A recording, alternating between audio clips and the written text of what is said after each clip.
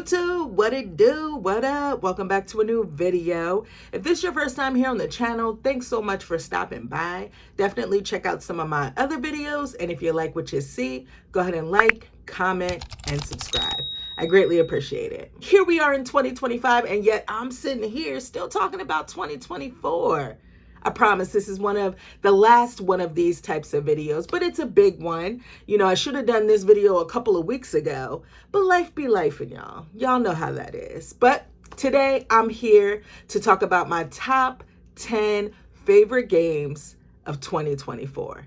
Let's get into it. 2024 was a solid year for video games, guys. I honestly think it was. I feel like things looked a little bleak in the beginning of 2024 as far as, new releases go. And it turns out it all worked out in the end because we got some announcements, some games dropped, and totally surprised me. And you're going to see that that's definitely conveyed in this video. There are some surprises. So I'm going to start off with my number 10. Top 10 favorite games of 2024. Number 10 is Call of Duty Black Ops 6. If you would have told me in the beginning of 2024, Steph, Call of Duty is going to be one of your favorite games of the year, I would have laughed right in your face. Wouldn't have believed you. And it turns out that it was. It's crazy. Look, I'm not going to spend too much time talking about this game because I've spoken about it enough. I did a dedicated video all about how much fun I'm having with Call of Duty Black Ops 6. I honestly didn't think it was going to make the cut. But considering the fact that I am locked into this game still blows my mind. I'm having so much fun with the game. I don't know what's been improved in this game over all of the other, the 5011 Call of Duties that have already been released. I don't know what makes this one different. But I do know that I'm locked in. I do love the maps. Think the characters are cool. Great weapons. The gunplay feels good. It's just an all-around good time. And I'm going to continue to play it. Number 9 goes to a little old indie that just warmed my heart. And that game is Dungeons of Hinterberg. So Dungeons of Hinterberg was released back in July, I believe, of last year. And I played it on the Xbox Series X through Game Pass, which, side note, I know I've said it before, but Game Pass is such an awesome service. If it wasn't for Game Pass, I never would have played this game. So I did play it on Game Pass. And like I said, it just warmed my heart. It's an action RPG that takes place in this fictional city called Hinterberg. And that's like based off of the Austrian Alps. You play as the main character who is out on like vacation. She's taking a break from work and she heads to Hinterberg. That's where the adventure begins because Hinterberg is like this, attraction for tourists. And they're known for like their dungeons. This game is giving like Zelda meets Persona vibes. Zelda because, you do have your dungeons and there's some pretty cool puzzle solving in there as well. And then Persona because you can build relationships and decide who you want to spend time with based upon, some of the characters in the game. It's super basic. It's nothing in depth, but it just feels so right. The combat was cool. I did enjoy that. Action RPG, hacky slashy, but there's also like some spell casting that can be done or magic that can be used while you're in combat. And that magic can also be used to solve some of the puzzles in the dungeons. Overall, this was just such a warm feeling game. Like I just had, every time I played it, I had a smile on my face. Absolutely loved the art style. It was super chill. Despite there being a lot of combat in the game, I just felt super chill when I played this game. My number 8 pick for my top 10 favorite games of 2024 goes to Banisher's Ghost of New Eden. Banisher's Ghost of New Eden was definitely an experience. I enjoyed this game so much. And the sad thing about it is it was developed by Don't Nod, and they already announced that, it didn't meet their sales expectations at all. Like, I feel like no one was talking about Banisher's Ghost of New Eden. And that's unfortunate because it's a really good game. This is yet another action RPG. And, it definitely focuses on the narrative, right? So you have two Banishers, and Banishers are pretty much like ghost hunters, right? You have two Banishers that are a couple. And I'm not going to give away too much of the story because, like I said, it's very narrative driven. But yeah, some things happen, and it's just you going throughout this adventure, making choices, getting in fights with enemies. There's some light puzzle solving in there as well. But I feel like the character development in this game is just so awesome. Like, this game really made me feel for the characters, and not just the main characters, because I absolutely did. Their story is crazy, but you're basically like ghost hunting, right? So you'll come across other characters in the world, and you're solving these problems, and you're also making decisions. So your decisions do matter. And it was just a time. There were plenty of times where I streamed this game and I couldn't figure out which direction I should go as far as choices go, right? I didn't know what to choose. And I would ask, the people in stream, hey, what should I choose? I don't know. It was just that type of game, like I was totally into the narrative, and it also helped that it was just really fun to play as far as the combat goes. Number 7 is a game that none of us really knew anything about. It just came out of nowhere. And that's The Legend of Zelda: Echoes of Wisdom. Is Echoes of Wisdom my favorite Zelda game? It's not. It's not. But I do appreciate how this is a different Zelda experience. It's like not conventional at all. There were a couple of issues that I had with the game. Frame rate at times wasn't stable, but nothing crazy, right? Sometimes it felt a little, cumbersome to go through the menu in order to pick an echo. And echoes are the items that you find around the world that you can copy and you can use in order to, traverse or solve a puzzle. So I did find it sometimes sometimes it was a little cumbersome to go through the menus to try to find the right echo to use. Little small things like that, right? It was a little too easy in some spots, but overall, it was a really great experience. I hope one of these days Nintendo decides to let Princess Zelda shine, just like Link would in any other adventure, because I would love to see what that plays like. But as far as, just a totally off-the-wall Zelda game, it's a really good one. I enjoyed it a lot. Number 6 goes to Prince of Persia: The Lost Crown. The Lost Crown was released in early 2024, right? And for some reason, I totally remember that because this game was released, and then I think it was a day or two later, we had a snowstorm here, and I was stuck in the house for 2 days, didn't have to go to work or anything, and I played and I streamed this game, and it was a really good time. This is a Prince of Persia game. Old school Prince of Persia, right?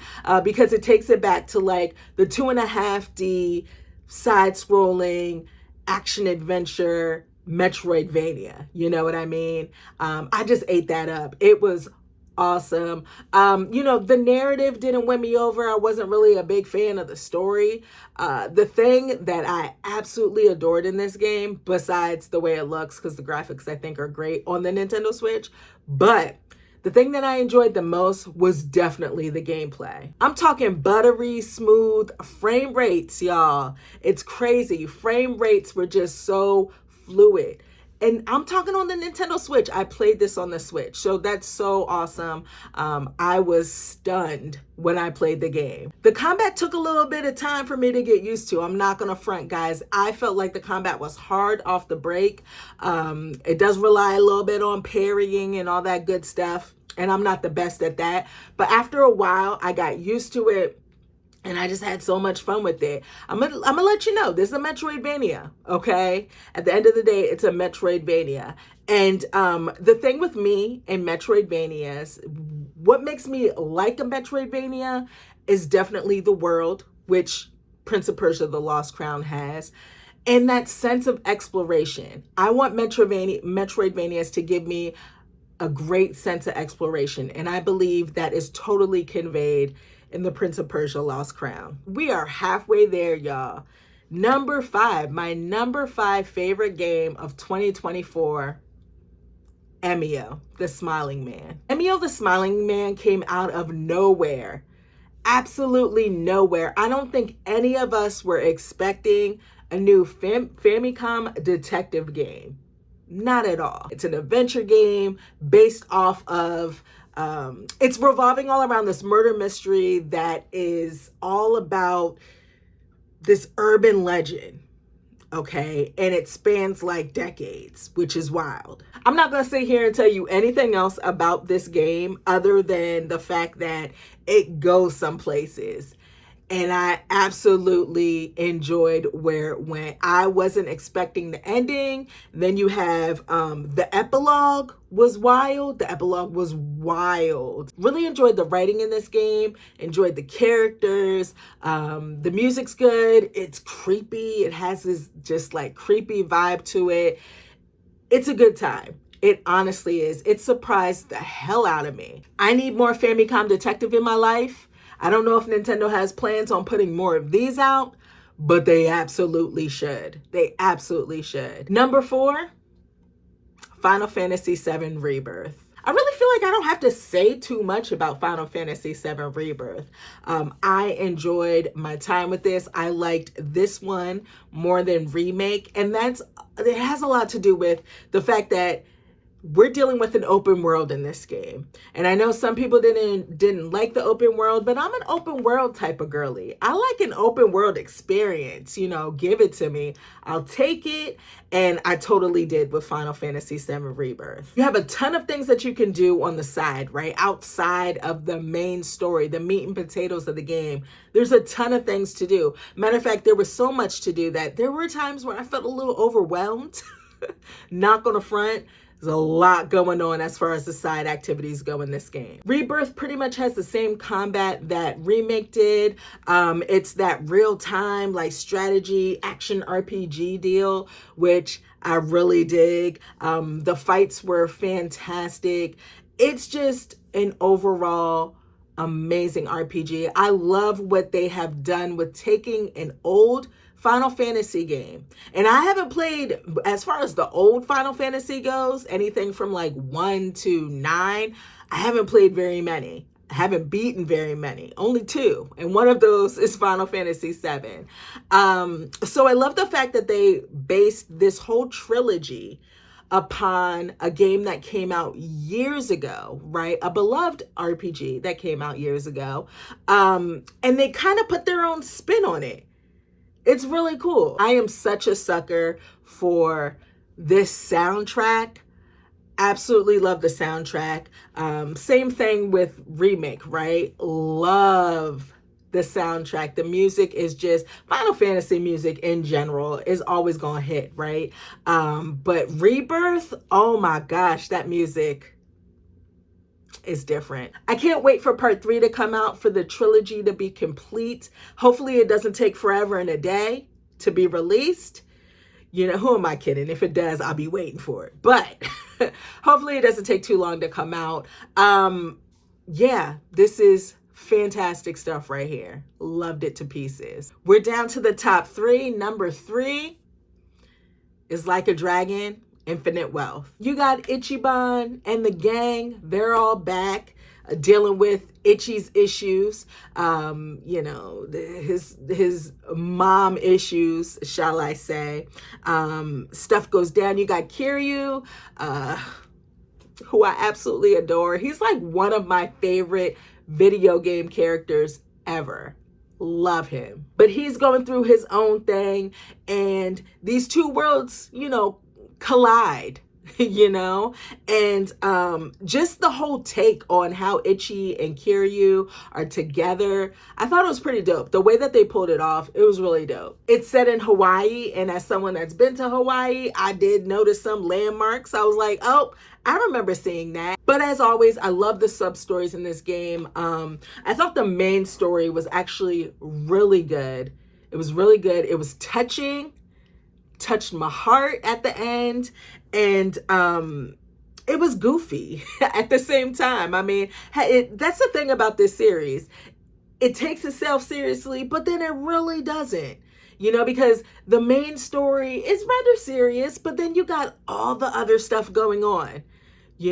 This different side missions that you can do to earn more money. You're delivering pizza, you're doing crazy things. You meet up with random, folks grown men wearing diapers. Not in this one. Actually, I think they were in this one, but yeah, and they're coming at you. You know what I'm saying? So just wacky stuff like that is what I love about this game. And like I said, it just totally delivered. Number 2 is definitely yet another surprise for me. I was not expecting to have this game on my list at all, and especially so close to the number 1 spot.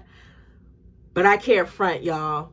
I absolutely loved Silent Hill 2. Yes, Silent Hill is a remake of a PlayStation 2 game, but it's a damn good remake. I never played the original Silent Hill 2.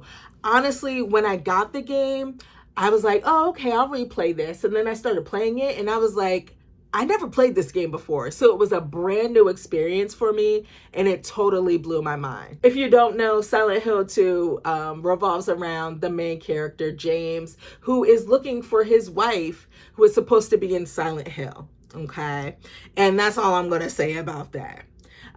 It's a survival horror game.